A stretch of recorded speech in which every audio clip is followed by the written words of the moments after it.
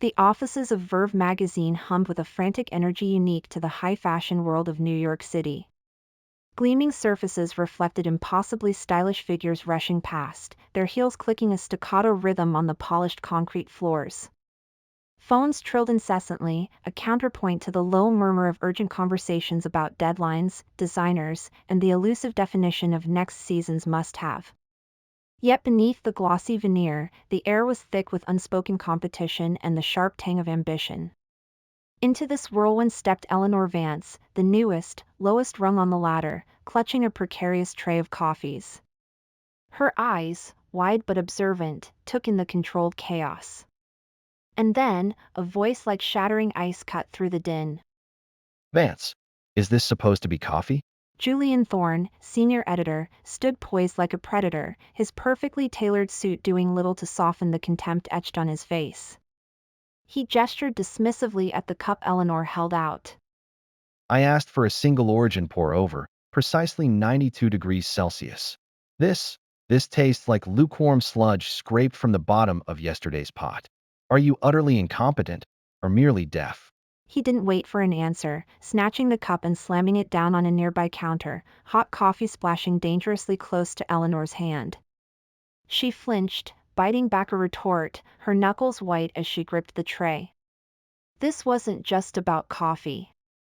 This was a power play, a casual cruelty designed to put the newcomer in her place. But Eleanor Vance wasn't just any wide-eyed assistant. She was Evelyn Reed, daughter of media mogul Arthur Reed, the man whose empire included Verve itself. This reality felt worlds away right now, a secret identity wrapped tight around her. Just weeks ago, she'd stood in her father's imposing penthouse office, the city skyline sprawling beneath them. Verve is a jewel, Evelyn.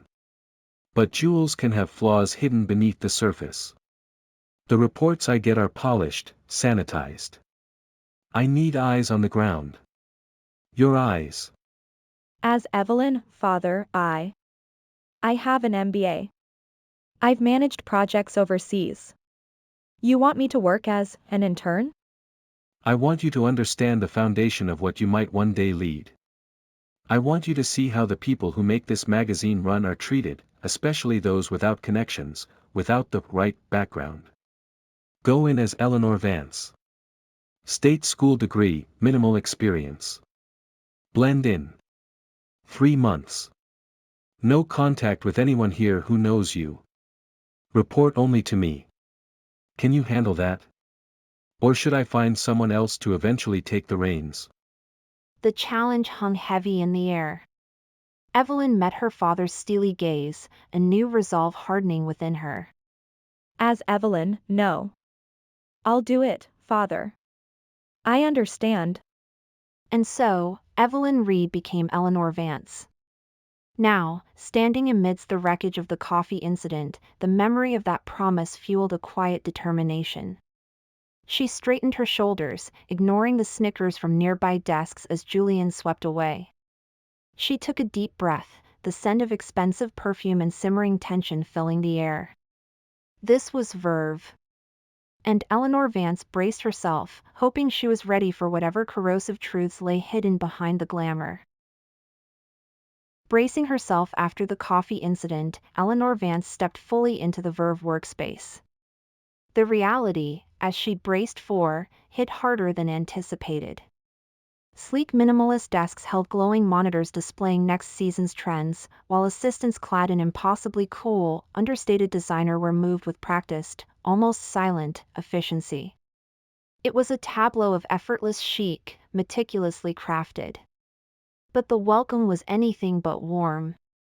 Glances slid past her, conversations paused abruptly as she neared, and the few smiles offered felt brittle, insincere. The glamour her father spoke of was merely the gilded surface of a cage, and she was the unwelcome new specimen inside. Julian Thorne seemed to delight in reinforcing this. Mid-morning, his sharp voice summoned her again. He stood conferring with another editor, a man whose smug expression mirrored Julian's own disdain. Ah, Vance. Finally decided to grace us with your presence after your coffee break? Meet Marcus Bell, my deputy. Marcus, this is the new addition. Eleanor Vance. Marcus Bell looked Eleanor up and down, his gaze lingering pointedly on her simple, deliberately non-designer blouse and skirt. Vance? State school, wasn't it? How resourceful of you to land here. Do try to keep up. Julian has exacting standards. Indeed. Speaking of which, Vance, I need the preliminary layout proofs for the September issue delivered to the printers downtown immediately. They're on my desk. And while you're out, swing by Sant Ambrius and pick up my usual panini prosciutto, no mustard, double espresso on the side. The traffic will be murder, so move quickly. Eleanor's mind raced. A personal lunch order disguised as a vital work errand sent across town during peak hours. It was a classic power move, designed to waste her time and underscore her lowly status. She simply nodded, retrieving the proofs and the crumpled lunch order. The hours crawled by in a haze of navigating Manhattan traffic, impersonal receptionists, and the distinct feeling of being utterly invisible. By the time she returned, cheeks flushed from rushing, Marcus was waiting. Took your time, didn't you? Julian's desperately awaiting sustenance. Did you manage the espresso correctly? He detests it if the crema isn't perfect. Before Eleanor could even respond, Julian swept past. Forget the panini, Belle. Appetite's gone. Vance, my office needs dusting. See to it. And try not to disturb anything important, assuming you can tell the difference. The dismissal was absolute. Throughout the week, the microaggressions continued relentlessly. Comments about her sensible shoes. Being excluded from impromptu brainstorming sessions huddled around a senior stylist's desk.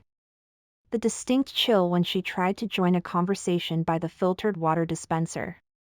It was death by 1,000 cuts, each one reinforcing her otherness, her perceived lack of belonging in this elite fashion industry ecosystem predicated on connections and pedigree, things her Eleanor Vance persona pointedly lacked.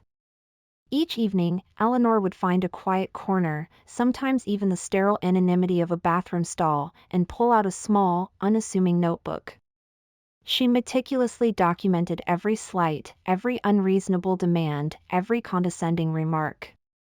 Dates, times, quotes. The ink filled the pages, a silent testament to the toxic workplace culture bubbling beneath Verve's polished facade. The isolation was profound, yet with every recorded incident, her resolve solidified. This gilded cage held ugly secrets, and she was determined to expose them. The first week established the pattern: subtle undermining, overt disdain, impossible tasks. But Eleanor had the sinking feeling that these initial skirmishes were merely reconnaissance before a much more brutal campaign began. Eleanor's suspicion that the initial microaggressions were just a prelude proved chillingly accurate. As the second week at Verve began, the thin veneer of professional courtesy, already cracked, shattered completely. The workplace bullying escalated from subtle digs to blatant, public harassment, with Julian Thorne leading the charge, often egged on by his deputy, Marcus Bell. Monday morning began with a roar. Vance, where the hell have you been? Strolling in whenever you please? Eleanor glanced at the sleek digital clock on the wall, 8:58 a.m.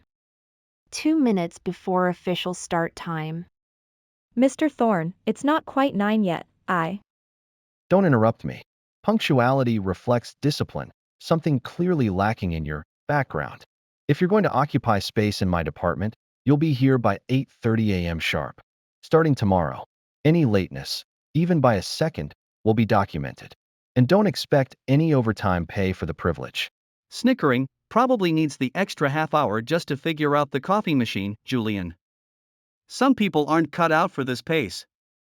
Eleanor saw a few other assistants nearby quickly avert their eyes, stifling nervous giggles. Later that morning, Julian gathered a small group for an impromptu brainstorming session on a new feature spread. When Eleanor quietly moved closer, hoping to listen and perhaps learn, Julian turned on her. What do you think you're doing, Vance? This requires a certain level of creative understanding, a nuance that, frankly, I doubt you possess. Go make yourself useful. The coffee station looks deplorably messy. Clean it up. As Eleanor retreated, cheeks burning, she caught the eye of Sarah Jenkins, the features editor, standing in her office doorway across the hall.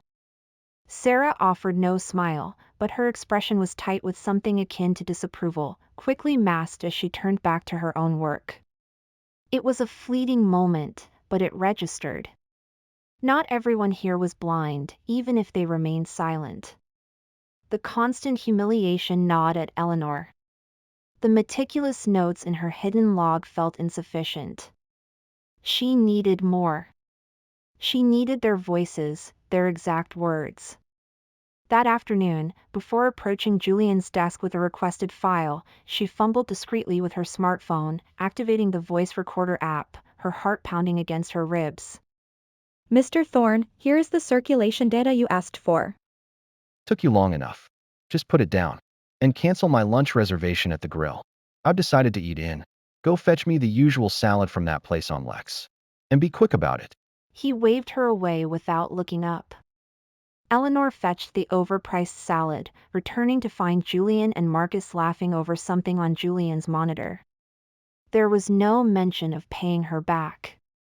There was also nowhere for her to eat. The small staff break room was already claimed, and eating at her tiny desk felt like inviting further ridicule.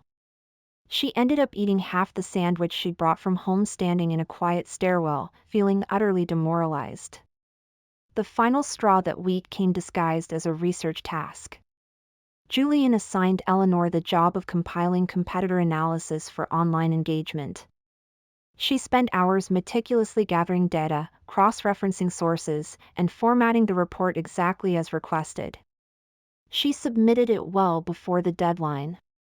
The next morning, Julian called her into his glass-walled office. Vance, this is unacceptable.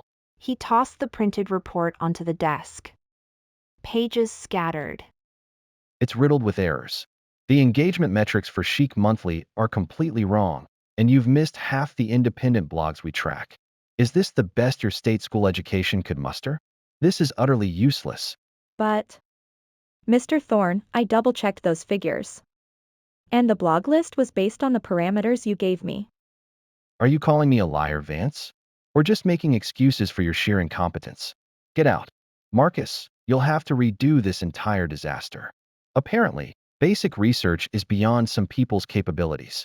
Eleanor stood frozen for a moment, the injustice a physical blow. She was certain the data had been correct when she submitted it. Had he altered it? Deleted sections? The accusation, delivered with such casual cruelty, was clearly designed to undermine her completely. As she walked numbly back to her desk, the weight of the psychological toll pressed down. Doubt flickered. Could she really survive this? But then, her fingers brushed against the phone in her pocket. She had recorded that entire exchange. The humiliation stung, the blatant injustice fueling a cold fire within her. Julian Thorne might think he could break her, but every insult, every act of sabotage, was now potentially a nail in his own coffin. Eleanor clutched the small recording device, her secret weapon. But she knew isolated incidents weren't enough. She needed to uncover the pattern, the system behind the abuse, before she could ever hope to fight back effectively. Eleanor's suspicion that the initial microaggressions were just a prelude proved chillingly accurate. As the second week at Verve began, the thin veneer of professional courtesy, already cracked, shattered completely. The workplace bullying escalated from subtle digs to blatant, public harassment, with Julian Thorne leading the charge, often egged on by his deputy, Marcus Bell. Monday morning began with a roar. Vance, where the hell have you been? Strolling in whenever you please? Eleanor glanced at the sleek digital clock on the wall, 8:58 a.m. 2 minutes before official start time. Mr. Thorne, it's not quite 9 yet, Don't interrupt me. Punctuality reflects discipline, something clearly lacking in your background. If you're going to occupy space in my department, you'll be here by 8:30 a.m. sharp. Starting tomorrow, any lateness, even by a second, will be documented. And don't expect any overtime pay for the privilege. Snickering, Probably needs the extra half hour just to figure out the coffee machine, Julian. Some people aren't cut out for this pace. Eleanor saw a few other assistants nearby quickly avert their eyes, stifling nervous giggles. Later that morning, Julian gathered a small group for an impromptu brainstorming session on a new feature spread. When Eleanor quietly moved closer, hoping to listen and perhaps learn, Julian turned on her. What do you think you're doing, Vance? This requires a certain level of creative understanding, a nuance that, frankly, I doubt you possess. Go make yourself useful. The coffee station looks deplorably messy. Clean it up. As Eleanor retreated, cheeks burning, she caught the eye of Sarah Jenkins, the features editor, standing in her office doorway across the hall. Sarah offered no smile, but her expression was tight with something akin to disapproval, quickly masked as she turned back to her own work. It was a fleeting moment, but it registered. Not everyone here was blind, even if they remained silent. The constant humiliation gnawed at Eleanor. The meticulous notes in her hidden log felt insufficient. She needed more. She needed their voices, their exact words. That afternoon, before approaching Julian's desk with a requested file, she fumbled discreetly with her smartphone, activating the voice recorder app, her heart pounding against her ribs. Mr. Thorne, here is the circulation data you asked for. Took you long enough. Just put it down. And cancel my lunch reservation at the grill. I've decided to eat in. Go fetch me the usual salad from that place on Lex. And be quick about it. He waved her away without looking up. Eleanor fetched the overpriced salad, returning to find Julian and Marcus laughing over something on Julian's monitor. There was no mention of paying her back. There was also nowhere for her to eat. The small staff break room was already claimed, and eating at her tiny desk felt like inviting further ridicule. She ended up eating half the sandwich she'd brought from home, standing in a quiet stairwell, feeling utterly demoralized. The final straw that week came disguised as a research task. Julian assigned Eleanor the job of compiling competitor analysis for online engagement. She spent hours meticulously gathering data, cross-referencing sources, and formatting the report exactly as requested. She submitted it well before the deadline. The next morning, Julian called her into his glass-walled office. Vance, this is unacceptable. He tossed the printed report onto the desk. Pages scattered. It's riddled with errors. The engagement metrics for Chic Monthly are completely wrong, and you've missed half the independent blogs we track. Is this the best your state school education could muster? This is utterly useless. But, Mr. Thorne, I double-checked those figures. And the blog list was based on the parameters you gave me. Are you calling me a liar, Vance? Or just making excuses for your sheer incompetence? Get out. Marcus, you'll have to redo this entire disaster. Apparently, basic research is beyond some people's capabilities. Eleanor stood frozen for a moment, the injustice of physical blow. She was certain the data had been correct when she submitted it.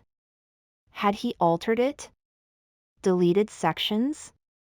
The accusation, delivered with such casual cruelty, was clearly designed to undermine her completely. As she walked numbly back to her desk, the weight of the psychological toll pressed down. Doubt flickered. Could she really survive this? But then, her fingers brushed against the phone in her pocket. She had recorded that entire exchange. The humiliation stung, the blatant injustice fueling a cold fire within her. Julian Thorne might think he could break her, but every insult, every act of sabotage, was now potentially a nail in his own coffin. Eleanor clutched the small recording device, her secret weapon. But she knew isolated incidents weren't enough. She needed to uncover the pattern, the system behind the abuse, before she could ever hope to fight back effectively. The air in the Verve offices grew thick with unspoken tension in the following days. Julian Thorne's paranoia was a palpable thing, his eyes darting suspiciously, his already short temper frayed to a breaking point.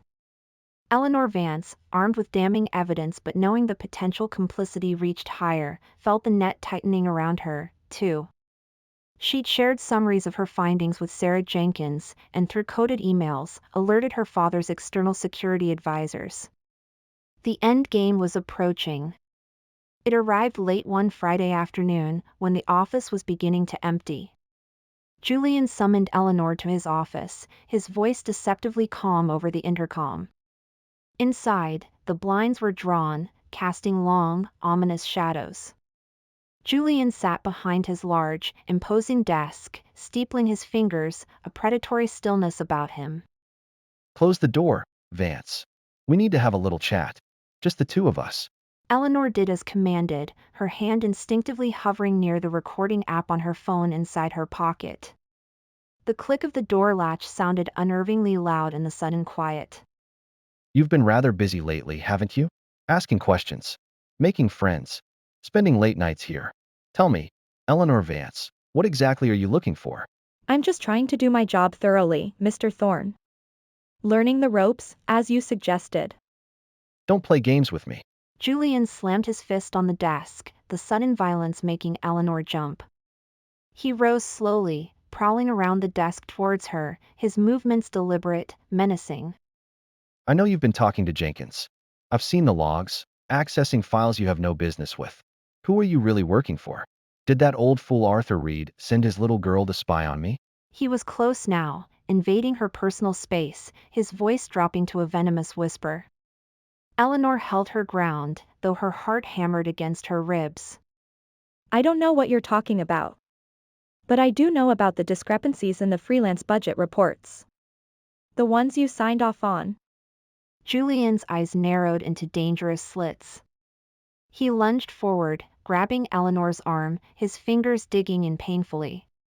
You insolent little. Who do you think you are? Let go of me. Julian. Stop this right now. The office door burst open.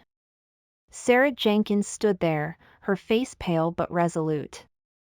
She must have heard the shouting, or perhaps this was the agreed-upon signal. Julian whirled around, momentarily releasing Eleanor's arm. Jenkins, get out. This is departmental business. Assaulting an assistant is not departmental business. I heard you shouting. What are you doing? Teaching this little sneak a lesson she won't forget. She's been digging around. Just then, the distinct ding of the executive elevator echoed down the suddenly silent corridor. Heads turned as Richard Sterling, the editor-in-chief, strode towards them, flanked by two grim-faced individuals in conservative suits who did not look like Verve employees. Behind them, Marcus Bell scurried along, looking utterly bewildered and panicked. What in God's name is going on here? I could hear the shouting down the hall. Thorne? Jenkins? Explain this spectacle. Julian seemed to deflate for a second, caught completely off guard. But seeing Sterling, seeing the unidentifiable men, seeing Eleanor standing defiant, something snapped. His face contorted in pure rage. This is her fault. The little spy? He snatched a heavy crystal paperweight from his desk, ironically, an award for editorial excellence, and hurled it directly at Eleanor. Sarah cried out a warning, but it happened too fast. The heavy object struck Eleanor's shoulder, sending a jolt of pain through her as she stumbled back against the wall with a sharp cry. Chaos erupted. Marcus yelped. Staff members who had gathered cautiously outside gasped. Julian, have you lost your mind? Security. Voice trembling but clear, he's losing more than that. Despite the pain, Eleanor fumbled for her phone, her fingers finding the recording app. She held it up, hitting play. Julian's earlier tirade, the threats, the mention of budgets, filled the tense office air. Voice gaining strength, I have recordings. I have copies of the altered expense reports he filed under your nose, Mr. Sterling. The plagiarism from Sarah's pitch. The emails detailing the plan to push out assistance without connections, including ones Marcus Bell was copied on. She pulled a folder from her bag, the one Davidson had helped her compile, thrusting copies of falsified invoices and incriminating emails towards Sterling. The editor-in-chief's polished composure finally cracked, his face paling dramatically. Marcus Bell looked like he was about to faint. Julian Thorne stood frozen, trapped between fury and disbelief. The two men accompanying Sterling stepped forward smoothly, professionally. One addressed Julian. Calm, firm voice, investigator, Julian Thorne, you need to come with us. You're being placed on immediate suspension pending investigation into assault, embezzlement, and workplace harassment. Please don't make this difficult. This is absurd. You can't. His protests were cut short as they firmly guided him out. The other investigator turned to a trembling Marcus Bell. Equally firm, investigator 2, Mr. Bell, emails confirm your active participation in several of these matters. You'll need to accompany us as well. No. Julian made me. His pleas were ignored. Finally, the first investigator faced Richard Sterling, whose face had turned a mottled gray. Mr. Sterling, evidence suggests you were aware of Mr. Thorne's financial misconduct and harassment, and actively chose to ignore or conceal it. Corporate governance requires a full investigation into your complicity. You'll be suspended, effective immediately. Please cooperate fully. Complicity? Preposterous. This is a witch hunt. I built this magazine. This, in turn, this nobody. His blustering faded as the investigators remained impassive. Sarah rushed to Eleanor's side as paramedics were called. The Verve office, usually buzzing with creative energy, was eerily silent, the remaining staff staring in shock. The titans of Verve had fallen. In the stunned silence that followed, broken only by the distant wail of sirens, one thing was clear: the glossy facade of the magazine had been irrevocably shattered, leaving the ugly truth exposed. But for Eleanor, the fight was far from over. A new, even more challenging phase was about to begin. The shattering confrontation in Julian Thorne's office sent shockwaves through Verve and the wider New York media landscape. The departure of Thorne, Bell, and Sterling under clouds of suspension and investigation left a vacuum, filled instantly with fear, speculation, and frantic gossip. Eleanor Vance, now tended to by paramedics for a bruised shoulder and cuts from the paperweight incident, found herself the reluctant center of the storm. Later that evening, recovering in her own apartment, the simple one rented for her Eleanor identity, she received a call from her father. Evelyn. Are you all right? I heard, well, the initial reports are chaotic. Voice slightly weary but firm, I'm all right, father. Shaken up, bruised, but all right. It happened. It's done. A pause, then a tone of grudging respect. You handled yourself. It was decisive. Necessary, perhaps, though uglier than anticipated. You have the evidence. Everything. Recordings, documents, testimonies from Sarah Jenkins and David Chan. It was worse than we imagined, father. The corruption, the culture, it runs deep. Things have to fundamentally change. Then change them. The board is convening an emergency session. With Sterling suspended, effective immediately, you have my full backing to take interim leadership. Show them what a Reed can do.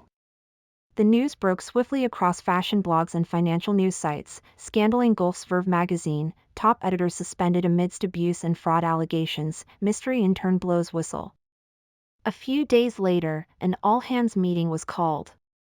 The main atrium at Verve, usually a space for chic launch parties, felt more like a courtroom. Hundreds of employees gathered, their faces a mixture of anxiety, resentment, and morbid curiosity.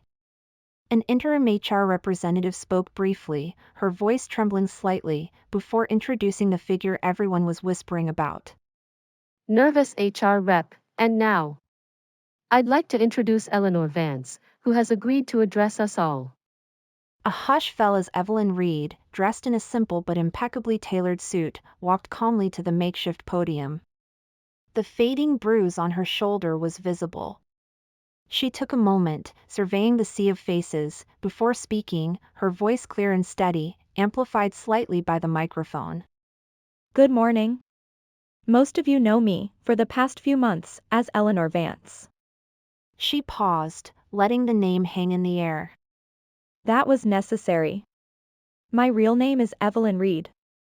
Arthur Reed is my father. A collective gasp swept through the room. Whispers erupted. Reed's daughter? She was undercover? A wave of shock, confusion, and dawning understanding washing over the assembled staff. Evelyn waited patiently for the murmurs to subside. For 3 months, I worked alongside many of you. I fetched coffee, I ran errands, I compiled reports. And I experienced firsthand the environment that has been allowed to take root within these walls. What happened here last week, the culmination of that experience, was shocking, violent, and utterly unacceptable.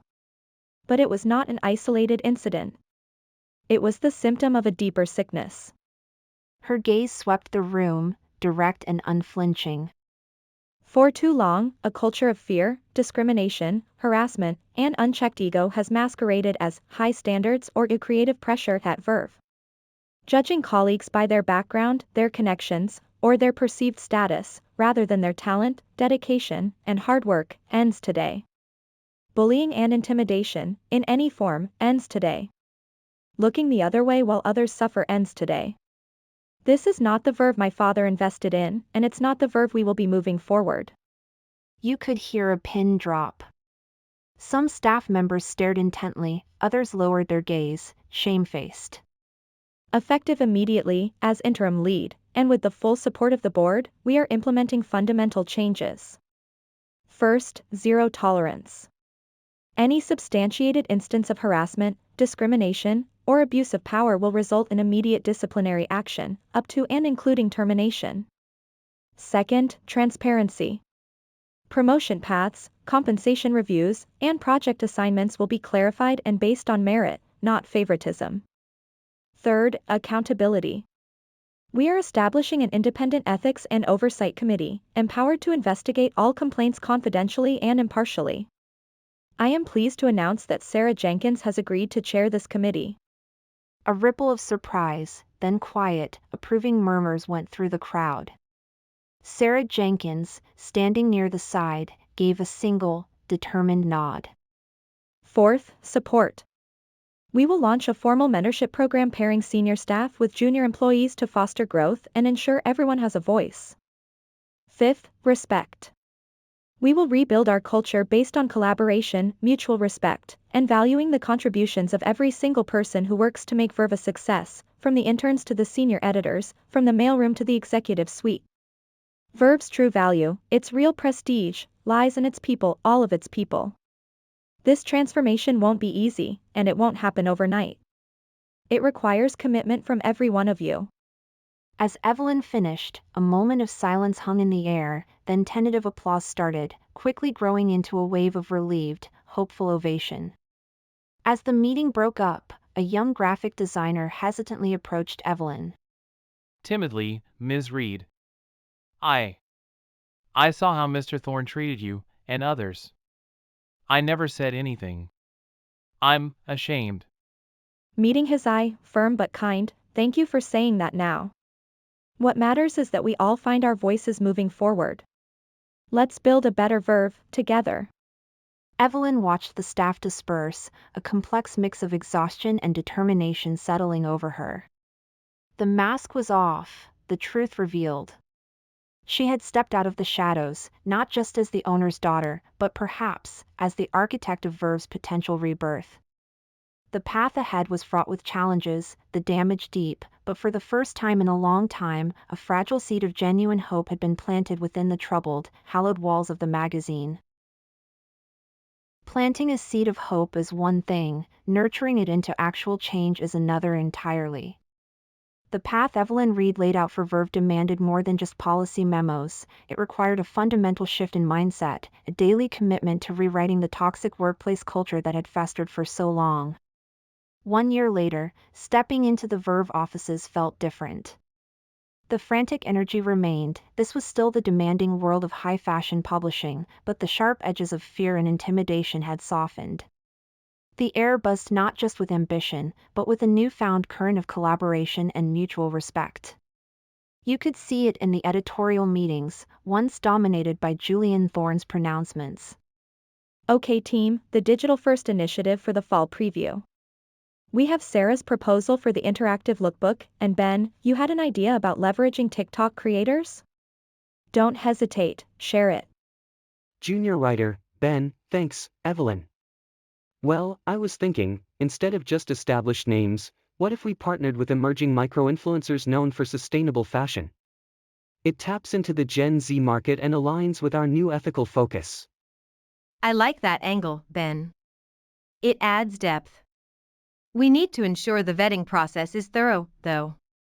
David, from a tech perspective, how feasible is integrating user-generated content from a campaign like that onto the main site? David Chun, now respectfully included. Definitely feasible, Sarah. We'd need clear guidelines and a robust moderation system, but the backend can support it. Happy to mock up a workflow. Gone were the days when someone like David Chin from IT would be invisible, let alone consulted on creative strategy.